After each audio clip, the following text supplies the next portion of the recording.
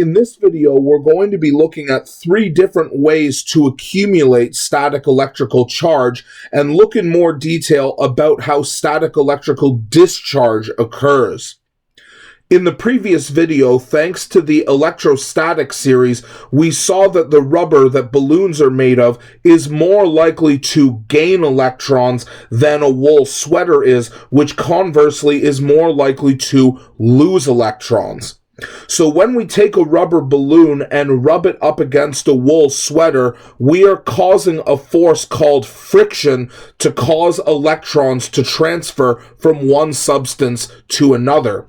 Friction, simply put, is the force of resistance that occurs whenever 2 objects are rubbed up against one another. So because we rub the balloon up, the resistance force that the sweater puts up allows electrons to move directly from the contacted parts of the sweater into the balloon, thereby causing a large buildup of static electricity. So as a result of this contact through friction, the balloon is going to gain electrons and therefore become negatively charged.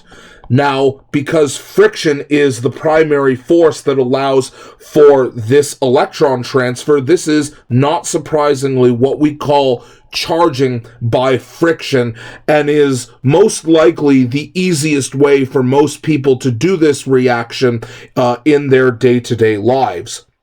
However, we can see that there is a different way to cause static electrical buildup after we have accumulated a large amount of negative charge on one balloon. So if we have 2 balloons, one charged with static electricity and one that is uncharged for the time being, if the charged balloon were to contact the uncharged one, now there is a surface between the 2 that can allow electrons to transfer from one to the other, and therefore cause the second balloon to accumulate negative charge as the electrons move through this contact surface from one balloon to the other. And as we can see in this picture that labels the charges more clearly, we can see that both balloons have accumulated negative charge. Now, because this charge is only able to occur due to physical contact between 2 substances that have more or less an equal ability to gain electrons, we call this charging by contact, as contact is required. It is also more technically called charging by conduction. Conduction is the process of energy transfers that occur due to direct physical contact, hence why both names are valid. Now, if you remember the pictures that we looked at in the previous video, where we can use a negatively charged balloon in order to attract 2 strands of hair, you might remember the term induced charge or induction of charge. So we can take a look at this in more detail here. Now, if we take our statically electrically charged balloon and move it close to another surface, such as human hair, for example, we get this phenomenon known as induction. So what is actually going on here? Well, we can see that because of the large buildup of electrons in the balloon, electrons, as we know, do not want to stay close to each other, because any particles that have similar charges are going to repel away from each other.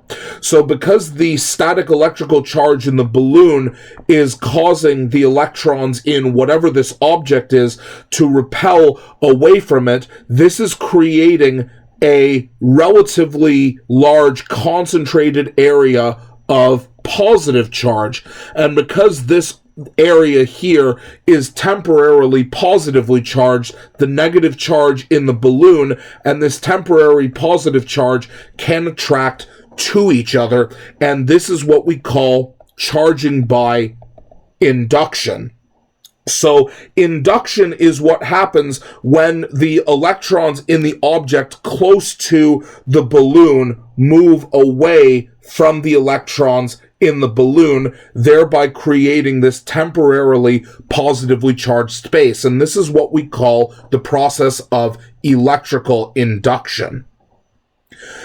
The rest of this video will discuss how discharge occurs. Now, as we explored in the previous video, most people have encountered a situation where they've been surprisingly shocked by their doorknob. So the process here to put our knowledge of static electricity to use, let's say that you are walking across a carpeted floor or some substance that has a very low ability to hold on to electrons. Now, as you walk across a floor, especially if you slide your feet rather than stepping, you are creating friction, that being resistance of your feet against the surface of the floor, allowing electrons to be transferred to your socks or shoes and eventually up to your body.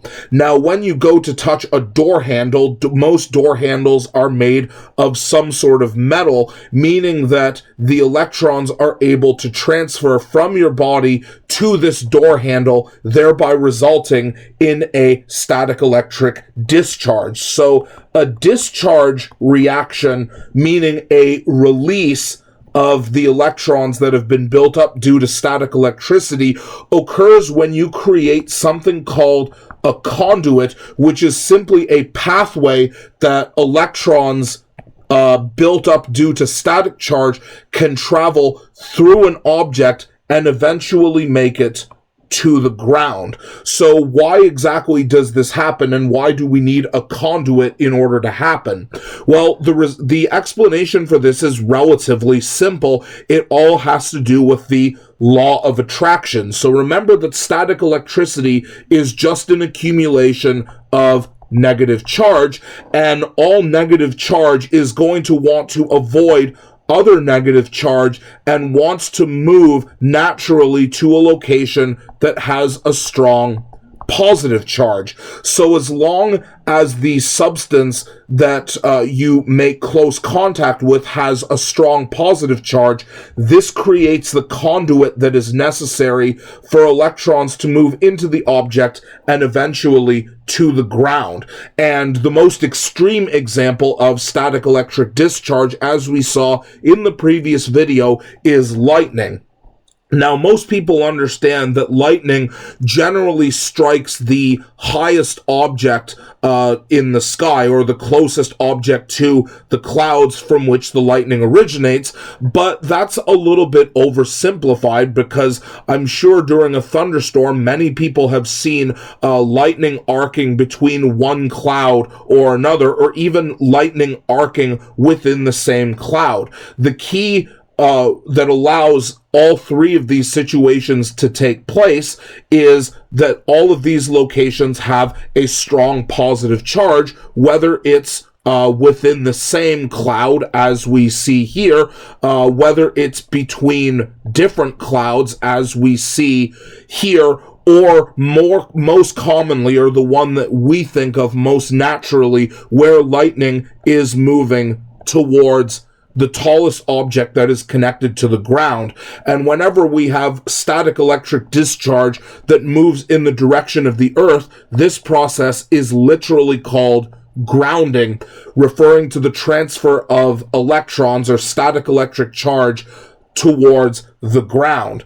And there is a very obvious example of why grounding is important and why it is useful in our day-to-day lives. So if you were to take a look at an electrical socket within your house, this is any of the holes in which you plug a charger or any electronic device. If we take a look at this hole here, the bottom hole, this is very important within the context of grounding. So the job of the bottom port of an electrical socket is to transfer any extra electrical charge that builds up. In other words, any static electric charge that accumulates in your electronic device, and transfer that from your device into the ground. So whenever an electrical socket has this bottom port, we say that these electrical sockets are grounded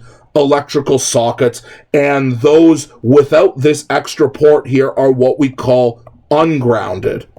Now, if you pay attention to the electrical sockets in your house, most of you will see that grounded electrical sockets represent the majority. In fact, I'm pretty sure it's illegal from a safety perspective to have electrical outlets that are not grounded, because that means there is no way to transfer extra static electricity from your device, which means that power overloads are much more common.